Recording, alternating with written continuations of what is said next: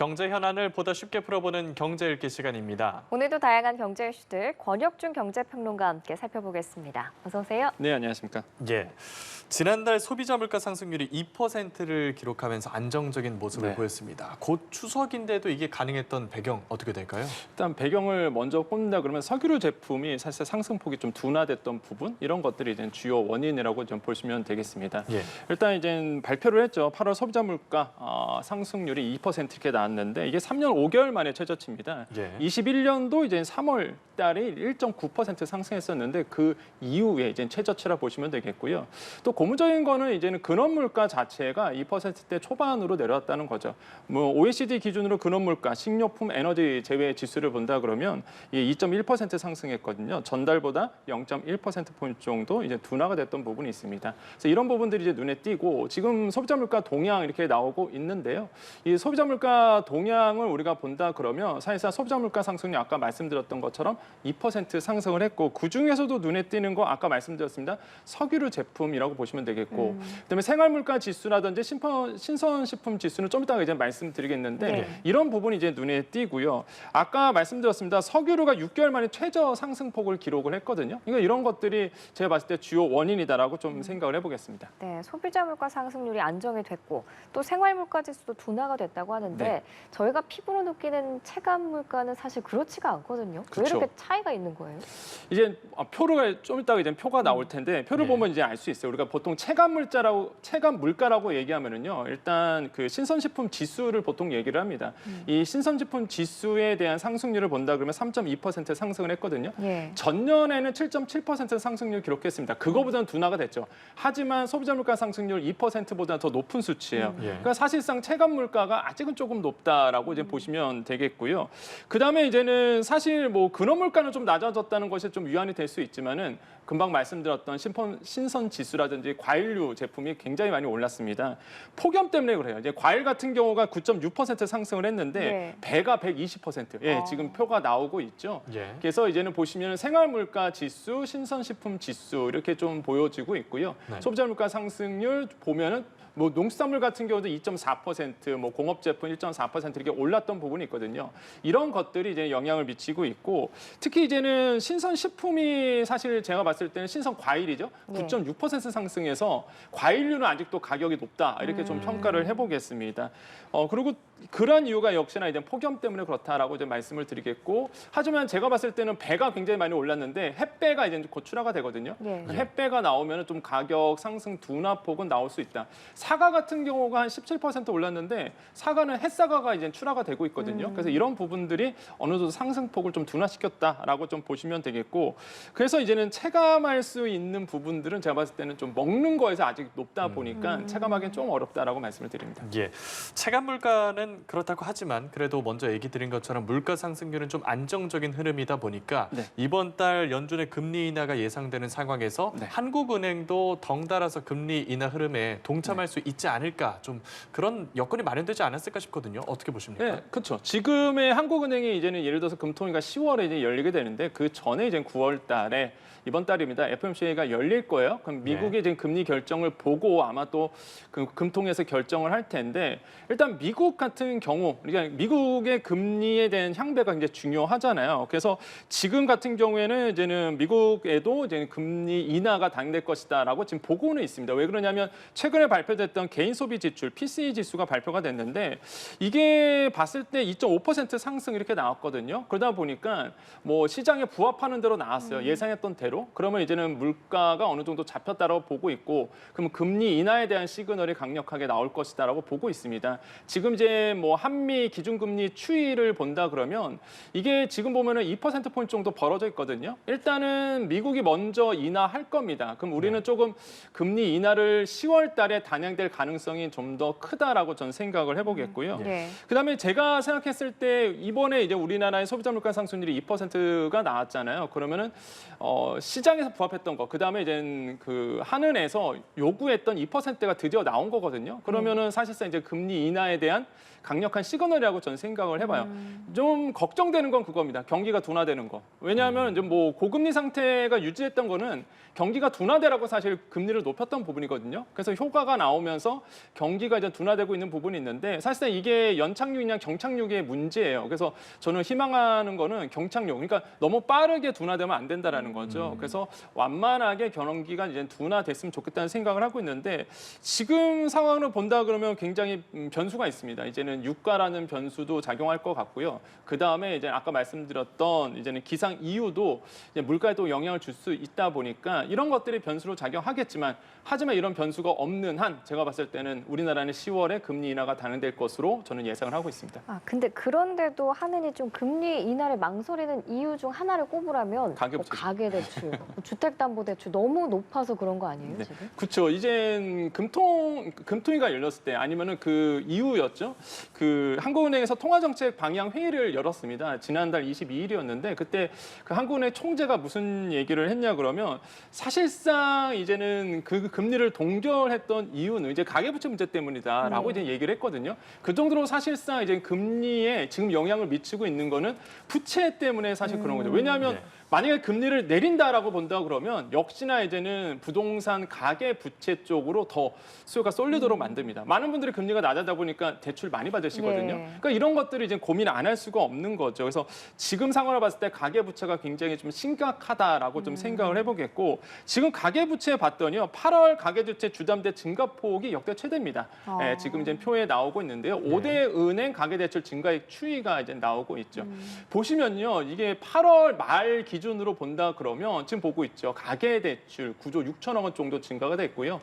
뭐 주담대 대출 그 중에서 이제 8조 9천억 원 정도가 한 달 사이에 증가가 된 거거든요. 이 추이는요. 역대 최대라고 보시면 돼요. 16년부터 5대 은행의 통계 자수한 자료를 조사했었는데 그 이후에 역대 최대거든요. 그러니까 가계 부채에 대한 문제가 지금 다시 한번 좀 우리나라의 그 경제에 시한폭탄으로 좀 작용을 하고 있는 부분입니다. 그래서 저는 이런 것들이 조금 안타깝다고 생각하고 좀 안타까운 게 왜 그러냐면 예. 정부가 이제 7월 달에 DSR 2단계 들어갔었어야 돼요. 그때 들어갔었으면 됐는데 지금 미뤘잖아요. 왜냐하면 이게 한 달 추이잖아요. 예. 많은 분들이 영끌 하시느라고 막차 타시려고 뭐 7월 달, 8월 달에 대출 많이 받으셨거든요. 무리하게. 그래서 지금 이제 주담대의 증가 폭이 지금 굉장히 크게 나오고 있다라는 점, 이런 점들이 좀 뼈아프다라고 생각을 해봅니다. 예, 지난달 대출 증가 폭이 역대 최대치라고 해도 네. 여전히 또 최대치가 경신될 수도 있는 네. 우려 상황인 게 네.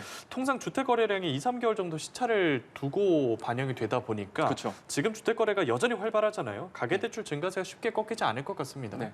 왜냐하면 이제 금리 인하에 대한 시그널이 지금 있습니다, 시장에. 그러면 사실상 금리가 인하된다 그러면 많은 분들이 또 대출을 받으시거든요. 네. 그러다 보니까 지금 상황을 봤을 때 그 가계 대출의 증가 폭은 줄어들지라도 계속적으로 이제 증가될 수밖에 없는 구조로 갈 것이다라고 시장에서는 예상을 하고 있습니다. 그래서 이제 정부가 다양한 규제책을 내놓고 있고 은행들도 이제 다양한 규제 대출 상품을 줄인다든지 아니면 뭐 지난번에 말씀드렸지만 50년을 30년짜리로 만기를 줄인다든지 예. 이렇게 이제 나오고 있거든요. 그래서 지금 보시면 5대 은행 가계대출 증가 추이를 이제 볼 수가 있겠는데 주택담보대출과 이제 가계대출이 있습니다. 이제 가계대출 안에 이제 주택담보대출이 들어가 있는데 네. 증감 추이를 본다면 가계대출 계속 증가되고 있는 모습들이 보이죠. 이게 8월 29일 말일 기준으로 본다 그러면 그래서 계속적으로 뭐 가계대출 주담대 증가하고 있다. 뭐 가계대출은 이제 주담대는 소폭 이제 감소된 부분이 있는데 제가 봤을 때는 이제 규제 정책이 계속 나올수록 즉 증가폭은 감소될 수 있다고 생각을 해봐요. 이번에 이제 2단계 스트레스 DSR 2단계가 적용이 됐습니다. 이거와 마찬가지로 은행에서 이제는 각종 규제 정책을 내놓고 있거든요. 전 시너지 효과가 나올 것으로 보고 있어서 더 이상 영끌하기에는 좀 어려운 시장 구조로 가고 있을 거다라고 저는 생각을 하고 있습니다. 그래서 예. 이런 부분은 좀 눈여겨볼 만하다라고 말씀드립니다. 예, 그런데 그 은행권의 대출 조이기가 지금 미국의 기준금리 인하가 기정사실화되면서 효과가 좀 떨어지지 않겠는가 하는 지적도 나오거든요. 그렇죠. 효과가 떨어질 수밖에 없어요. 아까도 말씀드렸다시피 금리가 인하된다는 얘기는요. 시장의 참여자들이 일단은 대출 받고 보자는 심리가 굉장히 강해지거든요. 예. 그래서 제가 봤을 때는 기조적으로 뭐 은행들이 아무리 뭐 규제 정책을 내놔도 기조적으로 일단은 금리 자체가 낮아지다 보니까 제가 봤을 때는 지금의 주담대 대출 금리 보다는 조금씩 떨어질 가능성이 굉장히 크다. 무엇보다 이제는 채권 금리가 떨어지다 보니까 당연히 이제 변동 금리도 떨어질 수밖에 없고 고정 금리도 떨어질 수밖에 없겠죠. 그래서 이런 부분에서는 기조적으로 주담대 금리도 떨어질 영향이 굉장히 크다. 이런 점에서는 이제는 대출 수요가 좀 증가될 수밖에 없는 부분이 있습니다. 그래서 이런 점들은 좀 관리에 좀 나설 수밖에 없고, 근데 좀 안타까운 건 그거예요. 이제 정부가 대출 줄이라고 얘기하죠. 그다음에 은행권도 규제 들어옵니다. 실수요자들이 이제 돈 구할 데가 어려워질 거예요, 분명히. 왜냐하면 대출이 안 나오다 보니까. 그래서 저는 실수요자들이 좀 걱정인 부분. 그러니까 대출에 대한 부분도 전세 대출도 있거든요. 전세의 실수요자들이 아마 제가 봤을 땐 돈 구하기가 굉장히 어려운 시장으로 가지 않을까 좀 생각을 해봅니다. 그래서 지금 가계대출을 잡기 위해서 금융감독원이 은행에다가 직접적인 총량 관리보다는 거시 건전성 규제를 통해 리스크 관리를 유도하겠다라고 말했는데 말이 굉장히 어려워요. 이거 네. 좀 쉽게 설명해 주신다면 어떤 의미일까요? 그러니까 총량 관리는요, 은행들마다 이번 달에 어느 정도 대출량을 늘려라고 이렇게 딱 총량을 정해놓습니다. 예. 증가율을 딱 정해놓거든요. 네. 그러니까 총량을 관리한다는 얘기는요, 제가 봤을 땐 과감한 아주 그러니까 세기가 강도가 굉장히 높은 규제 정책이에요. 왜냐하면 총량을 딱 규제해버리면 은행들이 그 안에서만 써라 늘리지를 이거예요? 못해요. 그러면 무슨 문제가 생기느냐? 실수요자들이 돈 구할 데가 없습니다. 그래서 이제 금융당국이 총수요, 그러니까 총량 관리가 아니라 말 그대로 지금 얘기하고 있는 이제 관리, DSR 관리를 통해서 사실상 규제를 하겠다라고 얘기를 하고 있어요. 그래서 가계부채 대응방안이 나오고 있는데 가계대출 관리방에서 적정성을 검토하겠다. 그다음에 목표치 초과은행 DSR 페널티를 주겠다.